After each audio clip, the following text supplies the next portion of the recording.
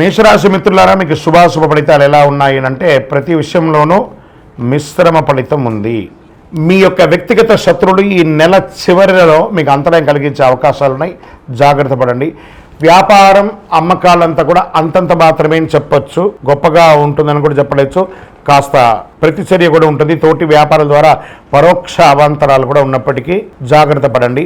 మహిళలు కుటుంబాన్ని నిర్వహించే వాళ్ళకి చిన్న చిన్న సమస్యలు ఉంటుంది. ఐటీ రంగం వారికి బాగా స్ట్రెస్ ఉంటుందని కూడా చెప్పొచ్చు. విద్యార్థులు చాలా శ్రమపడాలి. విదేశీయ విద్య వీసా, H1B వీసాలు ఇలాంటివన్నీ ఉంటుంది కదా, ఇవన్నీ ఉన్నత విద్య కోసం వెళ్ళాలనుకున్న వాళ్ళకి, ఉన్నత విద్య అభ్యసించాలనుకున్న వాళ్ళకి కాస్త మిశ్రమం చెప్పచ్చు. ఆరోగ్యం, వాతావరణ మార్పిడి వల్ల ఆరోగ్యం హెచ్చుతగ్గులు అయ్యే అవకాశం ఉన్నాయి. వేడిగాళ్ళు, చలి మరియు జ్వరం ప్రభావాలు, బలహీనత ఏర్పడచ్చు. గుండె లేదా ఛాతీ సమస్యలు ఉన్నవారు ఈ నెల జాగ్రత్తగా ఉండాలి. డాక్టర్ దగ్గరికి వెళ్ళి ఒకసారి మాస్టర్ చెకప్ చేసుకోండి. రక్త సంబంధిత సమస్యలు తలెత్తే అవకాశాలు ఉన్నాయి.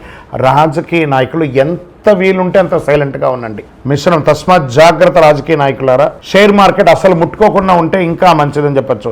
వ్యవసాయదారులకి బాగా ఉంటుంది, పర్లేదు.